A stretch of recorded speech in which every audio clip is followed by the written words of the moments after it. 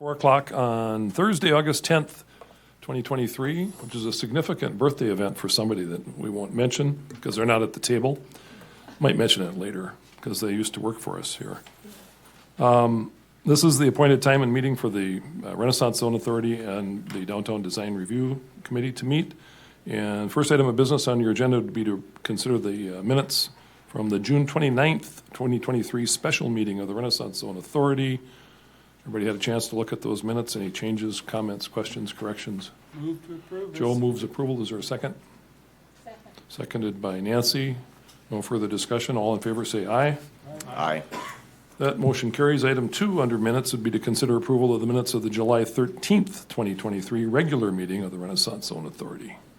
Same action would be required there. Is there a motion? Move to approve as submitted. Is there a second? Second. Motion and second. All in favor say aye. Aye.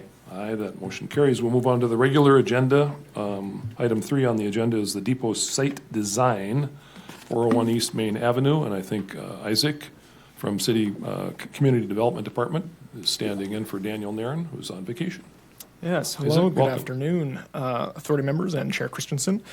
Our first regular agenda item is for the depot site design. Downtown Depot LLC is requesting a downtown design review of some site improvements to their property at 401 East Main Avenue.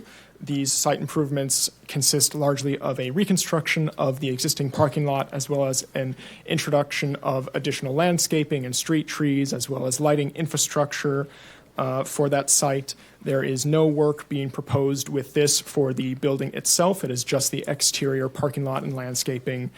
And there are 2 notes that are not in the staff report specifically that I want to highlight before I pass things off to a representative of Downtown Depot LLC to talk more in depth about their project.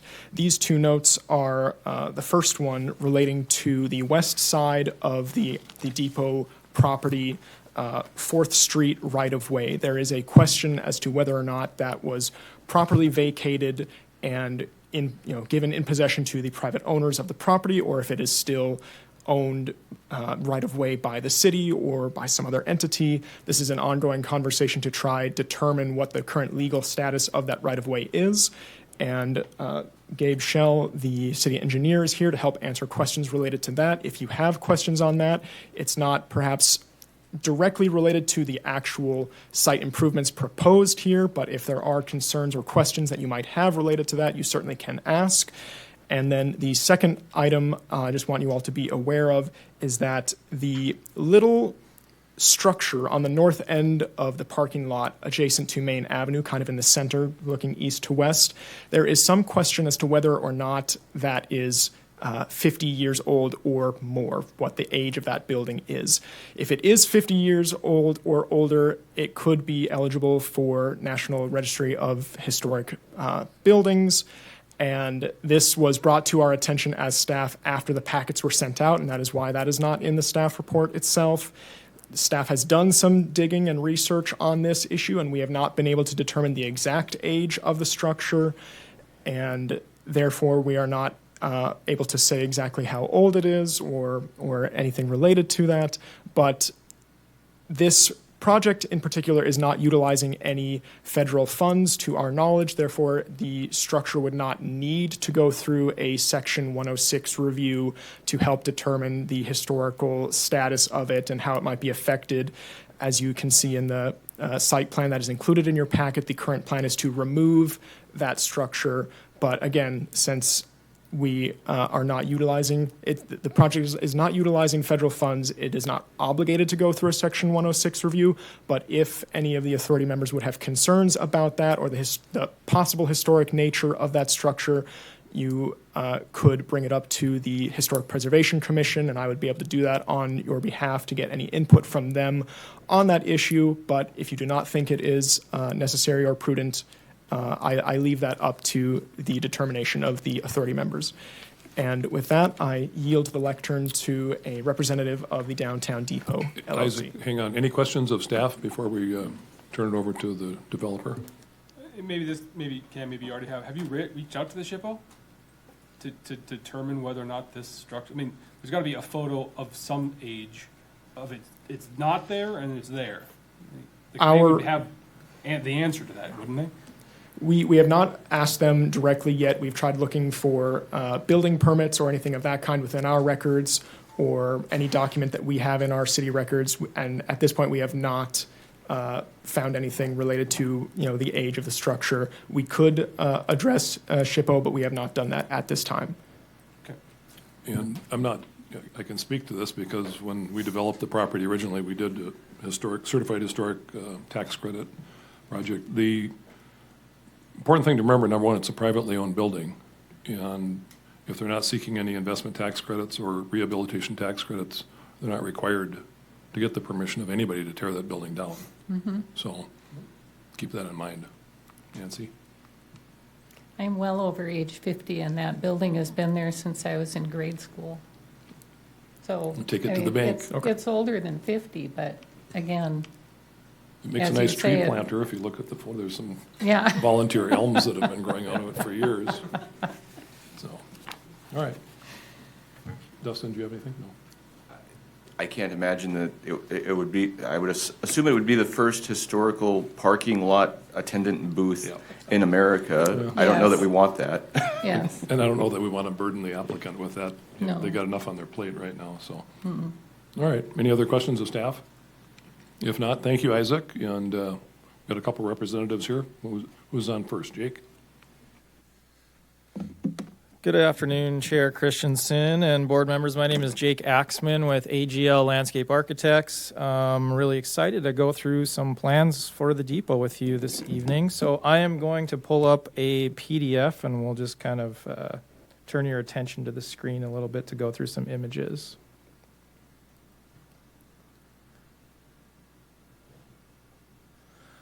So this first image that you see is obviously an aerial photo of the existing conditions. A couple of things of note on this plan or on the aerial photo. There's approximately 92 parking stalls.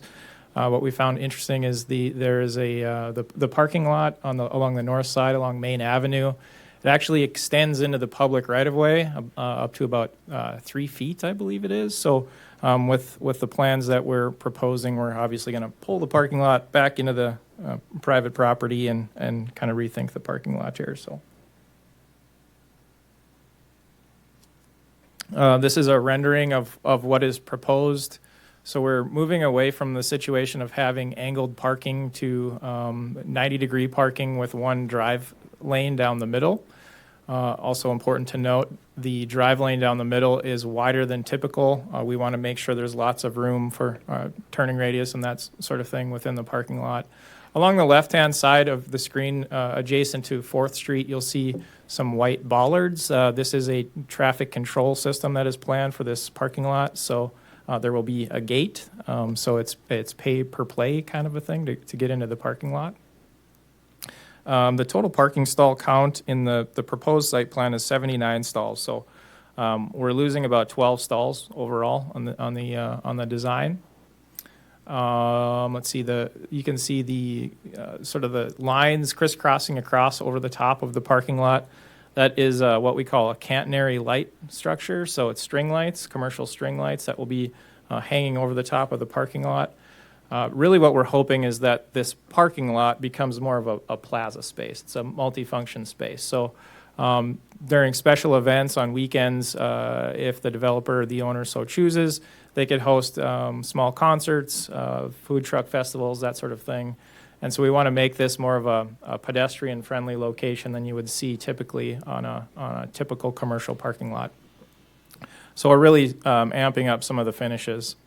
The red paving that you see is a clay paver. I've brought some material samples if you are interested in that.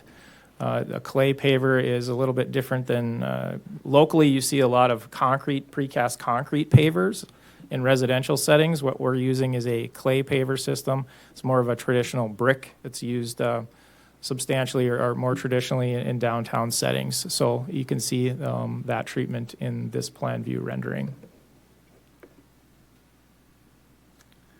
Let's see if I can zoom in here. During the design, during the design process, we really tried to cue in on some of the historical imagery that we could find in and around the depot. So, of note on this picture, you can see the Bismarck signage component on the right-hand side of the screen. We thought that was really interesting and something that we tried to bring back to life, or that idea or that concept onto the new site plan. We also studied the fencing a little bit that you see in this image. Originally, we had developed some concepts that used this fencing along the streetscape along Main Avenue, but we felt it was a little bit we like a little bit more contemporary alternatives for that fencing, but we did try to cue into some of the historical content of the site in developing the new design.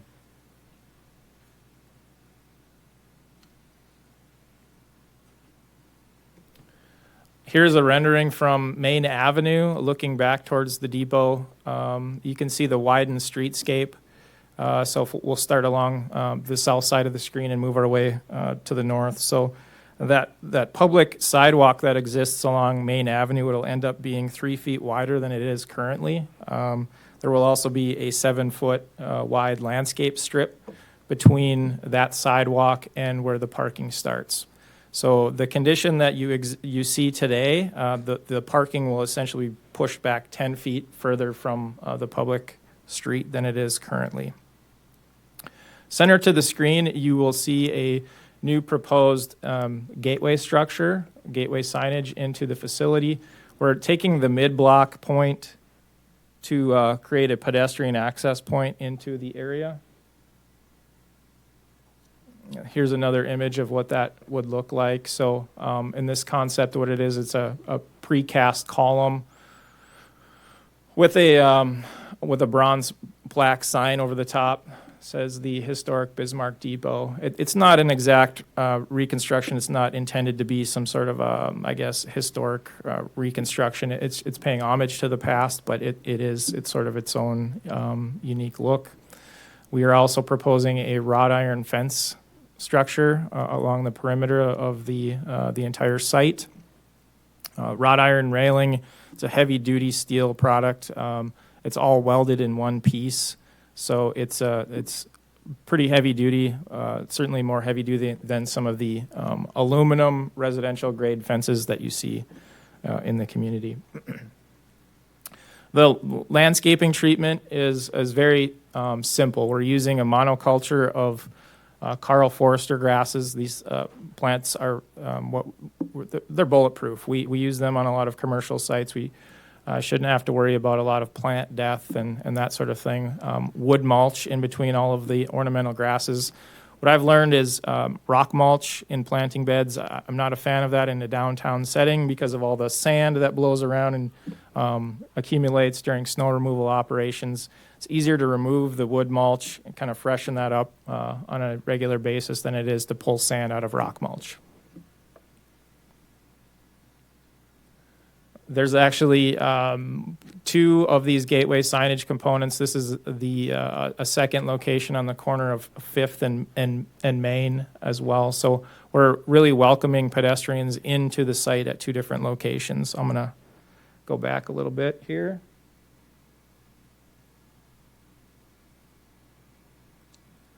So this is probably the best viewpoint to see that. So up on the upper right-hand corner, kind of running at an angle, you can see that gateway signage component. And then central to Main Avenue is the second signage component.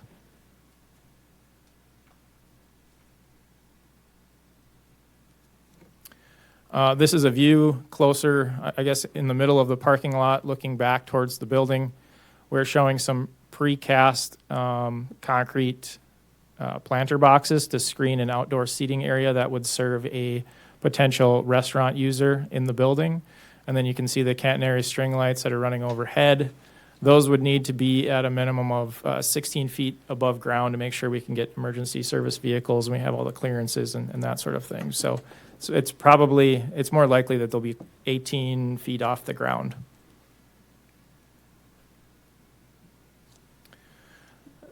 The image that we're showing here is on the corner of the vacated or I guess the 4th Street and Main Avenue. What we're showing here is a facility signage for some of the users in the building. The profile sort of mimics the profile of the building. The profile of the sign mimics the profile of the building. And then there's a place for plaques for the different various users within the facility. This was intentionally sited kind of away from where the parking is. So it's a lower sign, lower to the ground, but we wanted to make sure that it wasn't blocked by cars parking on the street. So it's within a no parking area. There's also a lot of existing lights in the public right-of-way and signage. There's just a lot of junk out there. So we have to be really intentional about where we put where we put the sign. Some of the other things that we could go through really quickly, we'll show you a light fixture that we're using. Let's see, there's probably a better picture.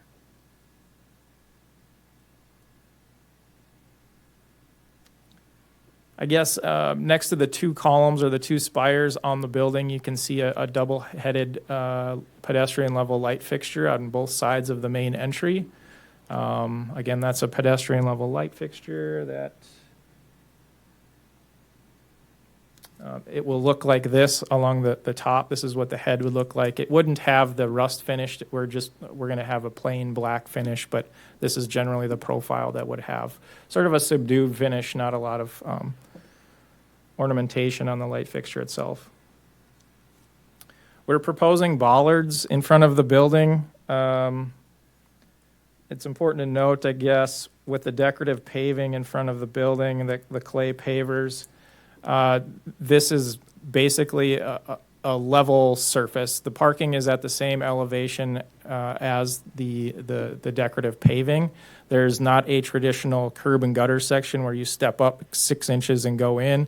It's all intentionally basically level so that it feels and functions more as a plaza space. It has that flow to it. And we made sure, obviously, that the site drains away. It drains, sheet drains to the north.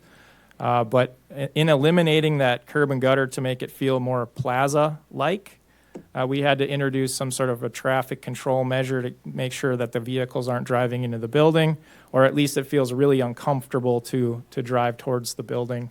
And so those bollards are there now. And if you think about the current condition, that's on site, the parking lot is basically right up to the edge of the building. This new concept, I believe we're moving the parking lot 16 feet away from the building. So the entire parking lot is shrinking both north and south, giving a little bit more breathing room for the pedestrian experience around the parking lot.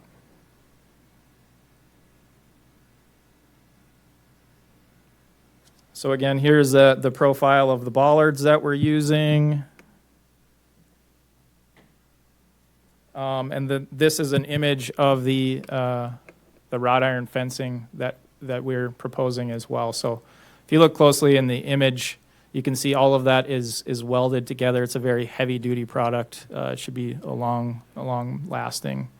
One thing that's interesting is there's no play in these fences. So if you're on a site that has slope to it, you have to figure out how to work with the fence panel because the fence panel isn't moving. So essentially, all along Main Avenue, they'll be installed perfectly level, and then on the 5th Street side, we'll have just a couple of 3-inch steps as you go down the street.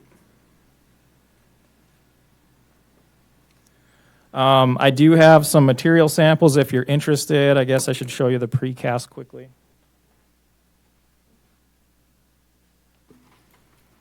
So the precast that we're proposing for the planters and those gateway signage columns, it's a white precast material.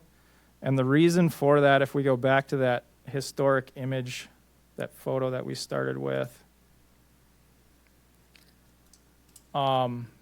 those columns on that gateway signage, they're much lighter and sort of bleached out compared to the building and everything else. So we're trying to cue into that sort of context, and then having the planters match the columns it was something that we're trying to do intentionally here. So I'll just pass these around. You can take a look.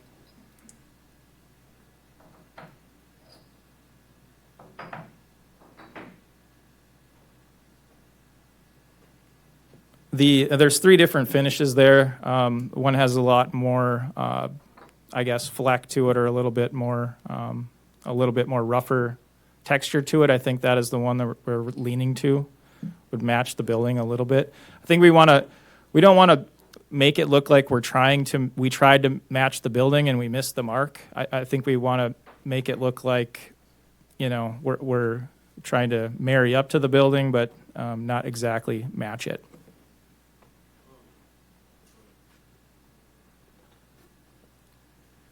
I'll also pass around these the clay paver samples. So what these are, this is a thin brick, so this is like a more of an architectural treatment. The pavers themselves are going to be about 2 3/4 inch thick, so this is not an exact representation of the pavers that we're proposing, but the finish and the material is reflective of what we're proposing.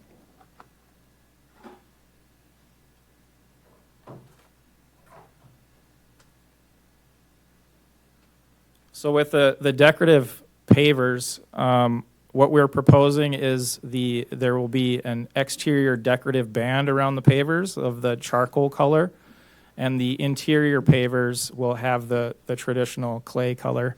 And that should match really nicely with the clay pavers, or the clay roof tiles that's out there. So hopefully all of those things start to jive really nicely with the architecture that's there.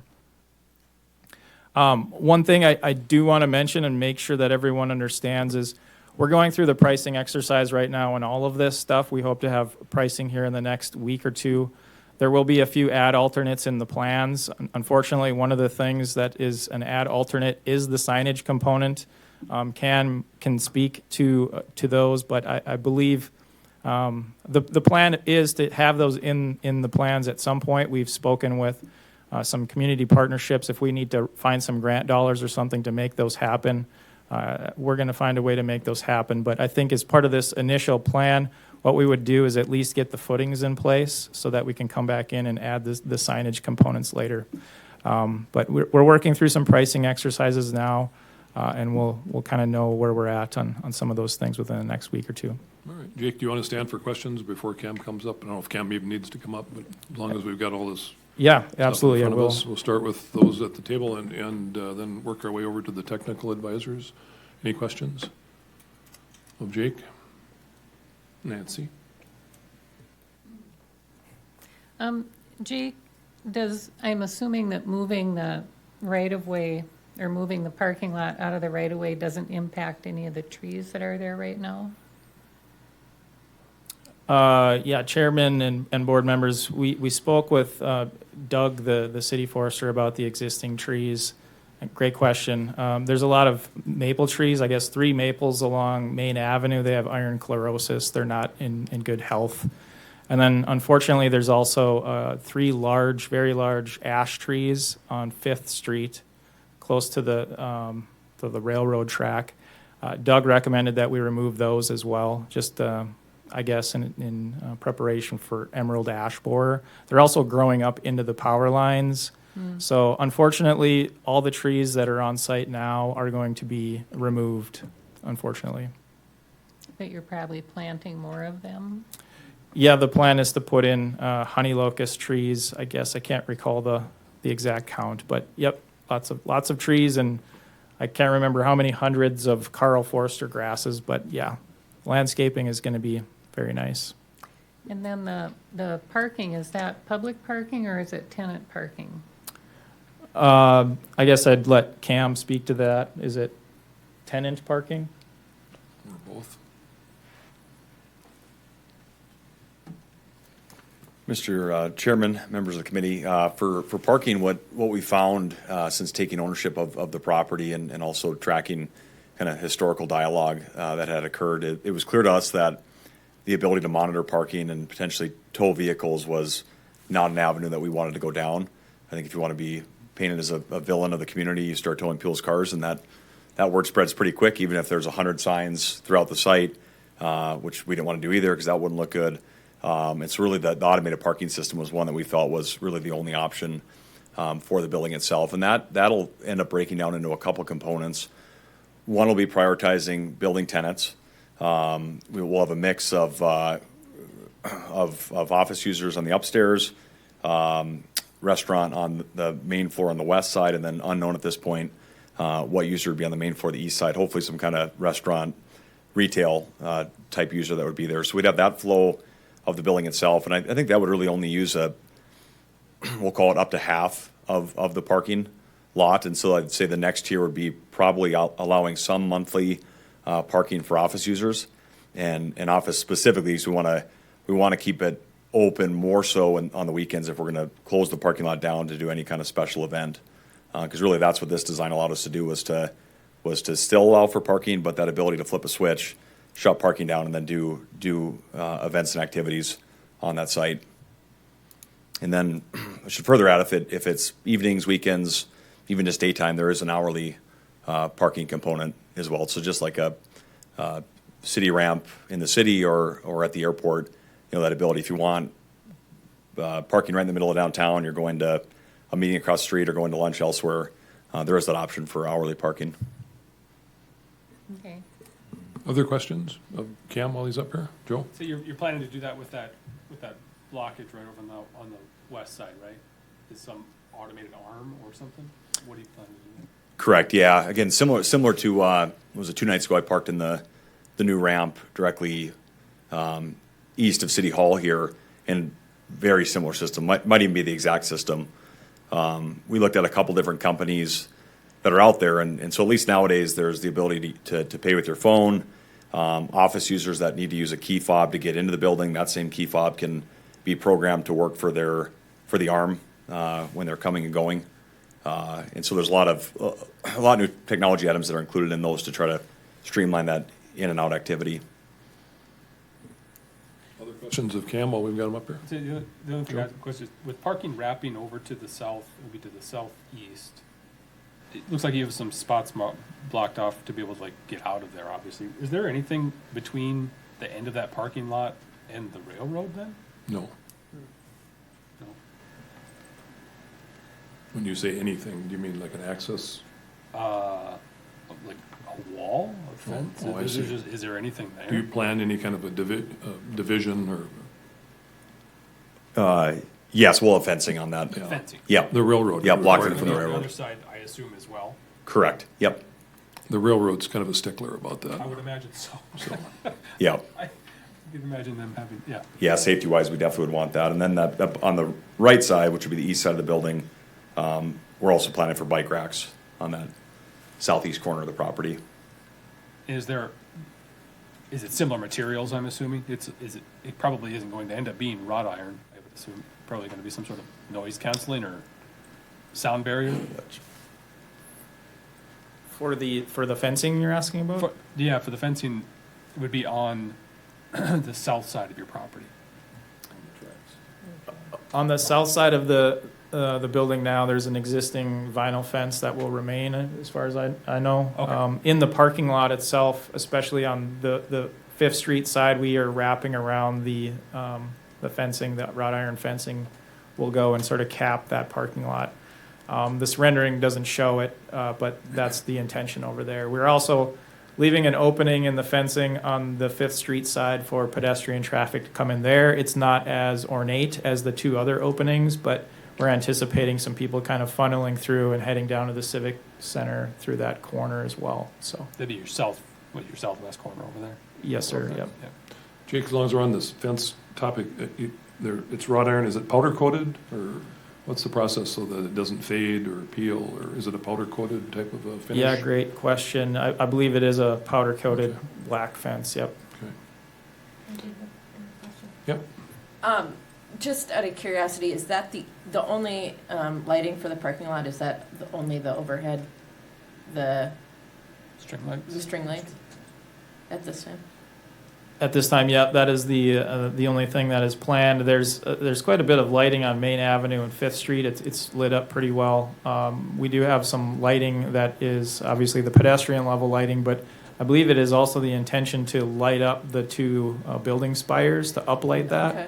So I think between all of that lighting that's happening, it should be pretty well lit up. Yep. The So two, oh, go ahead. I was gonna say, just because, middle of January and it's It's 7 dark o'clock early. at night. It gets dark pretty quick. So. The two It's very pole true. lights, if you want to call them that are in the parking lot now that are directed towards the towers, are those going to go away, I presume, right? That's the plan, is those will come down. As Yep. things get moved around. Yep. Other questions of the table? I've got a couple more. Only one other one that I Sure. thought is Then we'll go to- with the, whether or not Fourth Street is vacated or not, doesn't look like it significantly would impact the plans that you have here? Or can you explain, are there anything we're not seeing here that might impact one way or the other? Yeah, that's correct. When that came up just recently here in this question mark of historical title transfer and what the railroad deeded versus what was recorded here at the city, it was nice that during this design process, I mean, we go back to what it is currently, and it's like max for parking stalls, which is great if you want as many parking stalls as possible. So for that purpose, it works great. But as we kind of reimagine what this could look like, and seeing that there was quite a bit of a pullback on number of stalls, then we did start to flirt with the idea of, well, can we better utilize 4th Street, thinking of it as part of the parcel. We didn't go that route, and I think I'm glad that we didn't go that route, because I think we'd really have to dig into the details now of where that line is and ownership. And so I'm glad that we're able to hopefully separate that out of the equation here, because it's not a very big impact of what is going on here. But still something that we'd like to clean up as well with the city, because otherwise it'll be an outstanding issue later down the road. Nancy?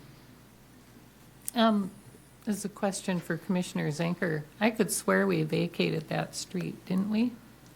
Somewhere in the last 6 or so years on the commission? I don't remember. That's why I was kind of glad Gabe and Janelle were here to be able to maybe answer that question, but I don't think we actually vacated the entire street. I thought we had a conversation about it and we did something.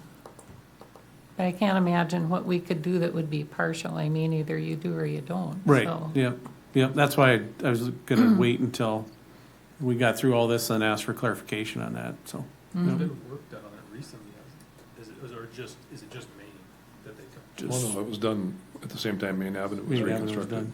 done. Yeah, And the city maintains it, snow removal, right. always has, That's why so. we'll need some clarification, obviously for us and for, But they'll get that Ownership, figured out, yeah. so. I have some questions for Jake. Oh, I'm sorry. Do you have anything else, Greg? Jake, before we turn it over to the technical advisors, not to, can you pull up the sign, the tenant sign at Fifth and Main? The kind of sort of a monument sign, Sure. that kind of the shape of does that not have to be 8 feet off the ground or not? I mean, signage is something we deal with a lot as this body. Is that kosher with the folks in building inspections? Are you asking for like a site triangle kind of a thing, or? What? I just assume similar to the old Fiesta Via sign at the east end. I mean, there's the tower has to be 8 feet above. well, there's But sign maybe- requirements downtown. Ben to the rescue. And maybe this doesn't meet that type of thing. Yeah, Ben. Yeah, no. Welcome. As a monument, yeah, thank you, Chair, members of the authority. As a monument-style sign, I think that would be appropriate. I think maybe, Chair, what you're referring to, if it's what we would call like a pole sign, that would require a minimum distance off the ground just to make sure nobody's hitting their head on it as they're walking under it. So I mean, I'm okay with that. That was just a question. And so now we're discussing monuments. What's happening to the Custer's Last Stand monument that rests on the east side right now on Fifth Street? Oh, yeah. The Mark Kellogg. Great question. So we've had Historic Tribune. conversations with Aaron Barth and the Fort Abraham Lincoln Foundation. We are absolutely going to find a home for it on this project, on this site. Good. Something we're thinking about, and I think that finding a new home, it might get maybe the plaque gets placed on a new precast base of some kind, and so those are things that we're thinking about, having conversations about. I'm hoping we can find some grant dollars to really give that the platform it deserves. Yep. If everybody's not familiar with that, they should go read it. I think for now, what the plan is we will move the monument as it is into the the planting bed on that corner, the northeast corner. There was, let's see. Okay. It's been moved, I can tell you that, so it's not in its original location. Yeah, I think the plan now is to put it on this, the northeast corner in the planting bed that you see there with the flowers. We'll just Okay. move it over there. While you have that slide up, I have another question, probably more of the aerial view, that same point of view, looking at the entrance monument from Main Avenue. On the handouts, it shows the pavers going out into the sidewalk, as it did on that last image, but on the other one you had up, it was all concrete sidewalk. You'll find it, that one, there you go, right there. Yeah, I think when we originally applied for a downtown review, we were still kind of working through some design iterations, and we sort of landed where this concept shows is Leave the sidewalk alone. leave the side, leave it alone. I'm okay yeah. with that, I was just curious. 'cause I think, we yeah, were seeing two Gabe different- appreciates two us different keeping the images. pavers out of there, maybe. And then all the images, including this one and the ones with the building in relief, what happened to the tower tops? I'm sure you get asked that question, but tell me you're not going to put a flat roof on those things. No, I'm the site guy. I'm the plant guy. We're not going to chop Okay. apart the building. Blame it on the computer. Yeah. Yeah. All right. Those are my questions. How about the folks in technical? Yeah, I've got just, Jake answered. Yeah, Jake answered most of my questions in his presentation. My biggest concern, I think our biggest concern was whether or not it would mostly look and feel like just another parking lot. So some of the measures that were described, I was looking for a curb detail in the documents, didn't see one. It's because there isn't one, so which was good to hear. The lighting strategy, I think, will help to kind of make it feel like not another parking lot, not just another parking lot. My one comment or question would be, the asphalt paving material and the striping that is still very standard, very parking lot language. Did you consider any other alternatives to that aspect of the design? Yeah, great question. And the rendering makes it look like it's an asphalt parking lot. It's most likely going to be concrete. And the reason for that is to make sure that you can have concrete, the slope on concrete, you can have that asphalt. There has to be a minimum amount of slope on asphalt, and we don't really meet those parameters, so it's going to be concrete to make sure we can get the drainage away from the building. To do pavers or something like that would be really cost prohibitive. I guess we could look at some striping, some alternative colors for the striping, but sometimes that can be a little bit distracting. Like if they were like a clay colored red, it really kind of stands out. You notice it more because it's something that you're not used to. So did you have any other thoughts related to that? Yeah, well, so one is I'm glad to hear it is concrete instead of asphalt. Just maybe some ideas if you're still considering. I don't think there's anything in the design guidelines that would necessarily require anything, but just some thoughts on just whatever you could do if in terms of looking at staining of the concrete or something, just to have potentially some sort of artistic expression in the ground plane. I'd be just curious to see if there's any additional measures you could take to make it look more like a plaza that you can park on than a parking lot that sometimes can be a plaza, just from the visual language of the design. So that would be largely my feedback. York?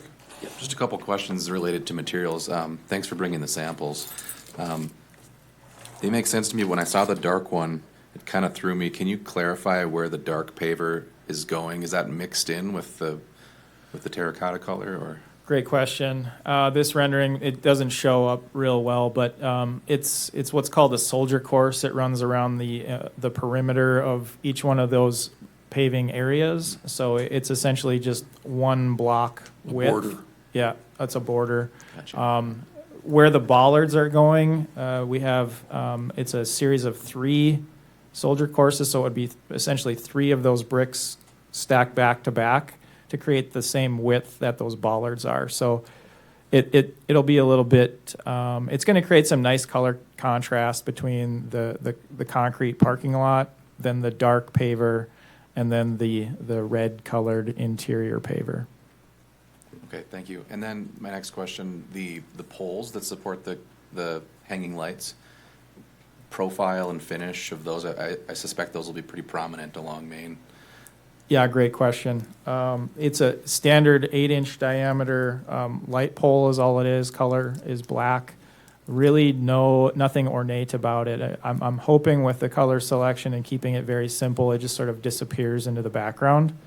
One thing of note, it's hard to show in these renderings, but the plan for the 3 poles that you see closer to the precast planters closer to the building, the plan there is to wrap some black rope around the pole itself and then train some vines, ivy to grow up the pole.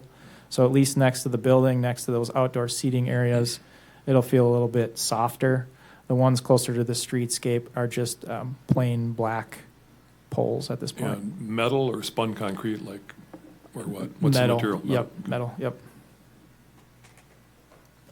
And I do have one other small question. Just looking at the lighting plan, it does look like there might be a gap in coverage on the far south edge. Is that because there's lighting from off-site that's going to cover that area? Or it didn't look like it went all the way to the edge of the site. On the, let's see, David, is it on the 5th Street side you're talking Yeah, about? the 5th Street, the far south. Yeah, that's a great question. There's overhead power poles and guy wires, and there's a lot of stuff happening on that corner of the site. So it's likely we'll have to do some sort of light treatment, probably from the building onto the parking lot. So it'll be a little bit different over there. Is that it, gentlemen? Thank you, guys. Other questions? We do have another item on the agenda, and we're starting to creep up towards 5 o'clock hour, but what are your wishes at this point? Well, if we could just maybe, Chair Christensen, just have Gabe come up and give us just a quick review of what 4th and that right-of-way is, and we'll go from there. City Engineer Shell. Thank you, Chair, and Commissioners or members of the committee. I'm not sure what your names are in terms of the official titles, but what we're trying to research is really the rights of the railroad and what they retained at the time that they secured a lot of this land as part of a land grant in the 1800s, and then when they platted that land, what grants were given to the city of Bismarck through the plat of Edmonton, and trying to clarify in some of those areas both parties are claiming the same land, and so it's very likely the city never vacated this property. We cannot find any documentation showing that.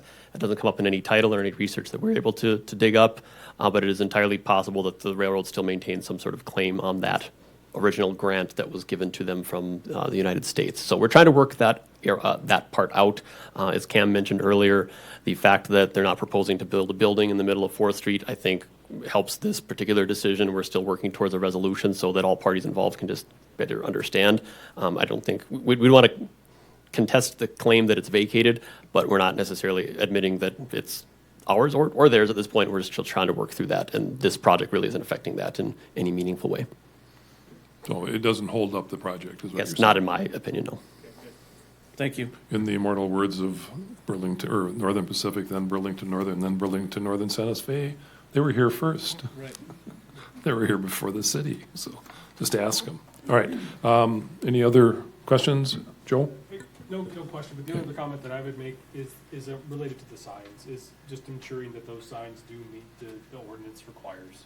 And they have to go through the process. Yeah, they're gonna have to go through that process. They know that, so. Despite them being present on any images that we're seeing. What are your wishes at this point? Approve, deny, extend, I'll move to delay? approve as Is there- presented. Is there a second? Second. Second, approve, or motioned and seconded that we approve as presented. Any further discussion? Hearing none, would you call the roll, please? Authority Sandra? member Greg Zenker, Yes. Joe Fink, Yes. Kirsten Dvorak, Yes. Dustin Gavrilo, Yes. Nancy Guy, Yes. Chair Christensen. Yes, motion carries. Thanks. Good luck, you guys. It's a great Thank you. project. Glad to see it getting activated again. Item 4 on the agenda, we do have another item to deal with today. It's downtown design review for Dakota Enterprises retaining wall site design. Isaac? Yes, so this second item on the regular agenda comes to us from the applicant Prairie Rose Family Dentist, who are requesting a reconstruction of a retaining wall on the northern portion of a parking lot on their parcel at 121 East Front Avenue. At this time, over time, this current retaining wall has become damaged due to cars backing into it or bumping up against it. And they are proposing a redesign and reconstruction that would reorient the actual location a little bit in relation to some landscaping that they are proposing to minimize future damage from vehicles in that parking lot. And as I mentioned, they are planning to introduce more street trees and more landscaping at that location. But other than the work done on the retaining wall, they are not proposing any work to reconstruct the parking lot itself, no work done on the building itself, just work on the retaining wall area. And I don't know, are you represented for this one? Or? Yeah. Okay, so we do have a representative from the applicant here to address any questions related to that. And at this time, the current sort of findings of fact and review from city staff is to approve this, recommending approval of this design upon the consideration that any revisions that might be suggested or come down the line would be brought forward to the authority in the future for a new downtown design review. So if there are any questions for me, I'm happy to answer them. Otherwise, I will ask the representative to come forward. Questions of staff? Any questions? Nancy? So it wasn't immediately clear to me, are they replacing the retaining wall too, or just moving the landscaping so it's in, further into the parking lot and there's a curb there so that you can't run into the wall? I believe they are replacing it, but I would let the representative confirm that. Replacing it in a way because it has been damaged over time by cars backing into it, as I mentioned. Okay, thanks. Other questions? Anybody over on the technical table have any questions on this one? So staff recommends approval with condition that any substantive revisions be brought back for consideration. Do you wish to hear from the applicant, or do you have a motion? Wouldn't mind that question answered. Okay. Come on up, please. Welcome. Welcome. Thank you. My name is Tim Miller. I'm with Missouri River Contracting. The present retaining wall is right up against the parking lot. There's no landscaping, anything between it. And it is a fairly narrow parking lot. So what they're proposed to do is move that retaining wall back towards the sidewalk about 2.5 feet, and then put the landscaping that is on top of the retaining wall now down below the retaining wall between the parking lot and the retaining wall. So right now, cars back right into it. So Is there a curb so that it stops them from we will be, backing? yep, we will be putting a curb back in where the existing retaining wall is. Oh, okay. We'll fill that in where the retaining wall goes, and then we'll have about 2 feet of landscaping and the retaining wall. Joe? Sounds good. Just as a top profile, so you'll have sidewalk, and then you're gonna have gravel, retaining wall, and then vegetation down below. It'll be sidewalk, retaining wall, then the vegetation below. So the gravel itself, that's all getting rid of? Up on top of the Between the existing. retaining wall, current retaining wall and the sidewalk? The current sidewalk will stay. Yep. The retaining wall is gonna be removed and a new retaining wall built right up against the sidewalk. Right up against, okay. Yeah. And then that'll sink down lower, and you'll have rock and vegetation below. Yeah, and then the retaining wall will step down with the grade of the sidewalk. Okay. Other questions? What are your wishes? Move approval with staff recommended. There's a motion and a second by Kristen, or by Greg? He doesn't care. Sandra, you make up whoever you decide is a second. I'm on it. It is National Lazy Day Is today. it? It is. Well, it's appropriate that it's Bruce's birthday then. We'll talk. So, He's not there to protect himself. we have a motion Bazinga. and a second. Is there any further discussion? Then we'll laud him. Hearing none, would you call the roll, please? Authority Member Joe Fink, Yes. Kirsten Dvorak, Yes. Dustin Gavrilo, Yes. Nancy Guy, Yes. Greg Zinker, Yes. Chair Christensen. Yes, motion carries. Thank you. Thanks, Thank you. Tim. Good luck with that. So, yes, is there any further business before I roast our former technical advisor, Bruce Whitty, whose significant birthday is today, and I'm sure he's at home watching, because he has nothing, he's retired, right? He has nothing else to do. I won't give his age out except to say that it starts with a 7 and ends with a 7, so. Ben, do you have an update for us? Sorry. I do, yeah, Chair, members of the authority. Just an update on the seeking support of the renewal process. Just going to give an update in Daniel's absence. So July 19th, Daniel and myself actually were presenting our initial round of meetings at the Burley County Commission. There were a number of comments that were voiced at that meeting. A couple things that we, I think, took as homework before we go before that commission again. One of them is to, I think there was a comment that the letters of support were dated. They were provided from the previous attempt last year when we went before them. So I know Daniel's getting some of those coming in, those updated letters.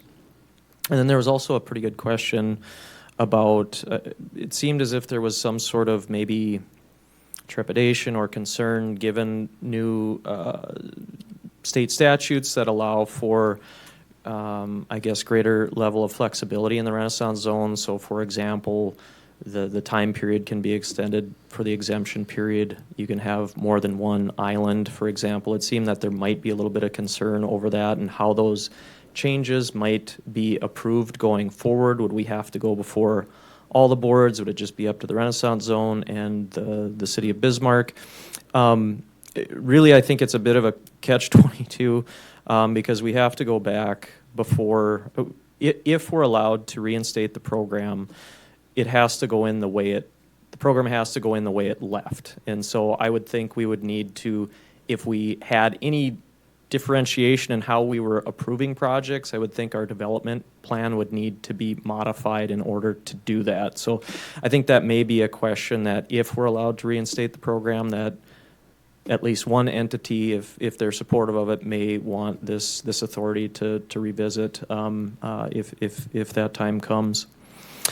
In terms of when we'll be appearing before the Burley County Commission again, initially the initial plans were August 21st. That may be a little bit in flux. At least one other commissioner, Burley County Commissioner, had reached out to myself and Daniel with some further questions, was requesting us to appear before the county commission for at least one other informational meeting before they would support it.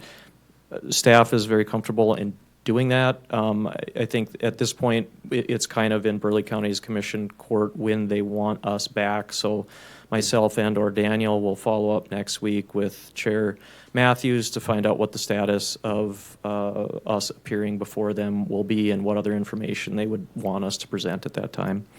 July 20th, Daniel was able to attend the Bismarck Parks and Recreation District meeting for information. August 14th, which is next Monday, actually the Bismarck Public Schools requested only one meeting for information and consideration, so that'll be the only meeting at Bismarck Public Schools. And the 17th will be the final consideration at Bismarck Parks and Recreation District, and again, to be determined at the Burley County level. So. Okay, thanks. Ben, questions? Anybody? The only comment I'd make is, what support do you need from us? Is there anything that we can do to help? That's a great question. We may have a better answer when we hear back from Burley County what types of additional information they may need or want. We may be reaching out to Chair Christensen to see if there's anything that the board can do or assist with in that return to Burley County. But at this point, I think we're just collecting the updated information that the Burley County Commission requested, and we'll be prepared to provide whatever additional information they want us to present on. So. And hopefully within the next week or so, you'll know whether it's going to be August 21 or pushed back to September sometime. Correct. Yeah. Okay. Okay. Other questions? Dustin? So I had a conversation with one county commissioner about that particular piece about utilizing the provisions in the Senate bill. And my suggestion was that perhaps we make a motion of intent or something, and state that it's our intent not to utilize that 8-year provision, or go to the redoing it at the 30 years within the first renewal window if they do renew it, as if that was something that they wanted and you guys wanted. You know, if that was a greasing of the skids type of thing, it would be a low cost thing to do, I think. What was the response from the other side if we were to take such an action? Well, I don't know that, you know, we can come, you know, it's kind of like that list that I came up with last year. You know, we can come up with all sorts of ideas, but, you know, whether or not it makes a difference is another story. But I think that it would be beneficial to say that you know, if they do vote yes, that it's our intent to leave the duration alone at least. Because one of the criticisms is the fact that, yes, they have to vote for it to come back, but then if we do make changes to the plan, they don't have input in that. It goes directly to the Commerce Department. And so there is a concern about a bait and switch situation. And so if there was a statement of intent of not doing those sort of things, it may not change the result, but it wouldn't hurt the result, I can't imagine. Nancy? I don't think that's a bad thing to do or ask for, but I think it should come from the commission and not us, because they have the final say on the development plan. You know, we can make all the promises that we want, but the commission really has the last say, right? Other thoughts on that? I mean, we obviously can't bind future boards either, so we could express our intent, but. Yeah, short of like a non-binding resolution, which wouldn't probably do anyone any good, but make someone's feelings a little bit better. I mean, I don't see what other powers we'd have available to us. Yeah, I mean, my only thought was, you know, we can make the suggestion to the full commission, and they can do with it what they want. Yeah, I watched the meeting, and I did recall one of the commissioners suggesting that plan be presented from the city to the county, right? Like, so that's some give and take on what is it that will garner support versus what is it that the city is willing to do, either through this board or through the commission. So, I mean, open communication and having conversations, and that's the best thing that we can do. And if that has to be done at a board meeting, it's going to take a lot longer than being able to sit down and just hash out some details and figure out what's going to garner enough support for the city to allow to be able to use this state-run program or a state available program. So, Commissioner Zenker, you want to weigh in on this one, or well, you know I'm going to ask you. Well, we could facilitate that through the city Burley County meetings that happen between the chair from the commission and the mayor. I mean, that would be the obvious spot to start the conversation. Yeah, to Joe's point, I don't want to hamstring any future commissions, because every 2 years those seats could possibly change or don't change. And we don't want to have any, because we've run into some of those as the ghosts of commission past, so we don't want to have those types of things either. So, Anybody else want to weigh in? No? Okay. You know, it's nice to try to win the hearts and minds, so to speak. I appreciate that, but I also think there are some county commissioners who are so dug in, they're not going to change their mind no matter what, so. yeah, I mean, it was disconcerting to hear the program referred to as a scam. I mean, it was. Yep. I think there's a little bit of I wish there was something that we could show that we haven't been able to prove that this is an effective program that raises tax revenue for all the parties involved. And if the program is referred to as a scam openly in a public meeting, I don't see how or what information could be provided to such a person to change their mind. I wish there was better communication there. I just don't see it. Well, we went to great lengths to have a CPA prepare the numbers and the PowerPoint, and the CPA happens to be Mayor Schmitz. And a certain commissioner said, "You're cooking the books, the numbers are fake, I don't believe it." So what are you gonna do? You know,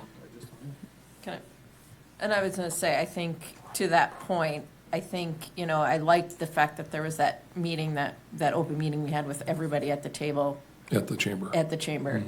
Mm-hmm. It was disheartening that not all members of that committee were at that They meeting. were invited. And they were invited. So that part is frustrating too, when the information is widely available and they choose not to come to the table is At some frustrating. point, you just have to move ahead. Yeah, exactly. Okay. All right. Well, on that note, Ben, unless you have anything else for the good of the order today? No. Thank you for the update on that, and you'll keep us posted. Of course. The last item on the agenda is a report from the downtowners, and they are tied up, so they're not here. I would mention that the street fair starts September 14th and 15th, so not that far off. And is there anything else for the good of the order today? If not, and if there's no objection, we stand adjourned until, what is it here? Looks like September 14th. The day, the street fair starts on September 15th, sorry, so we meet the day before. I know, exactly.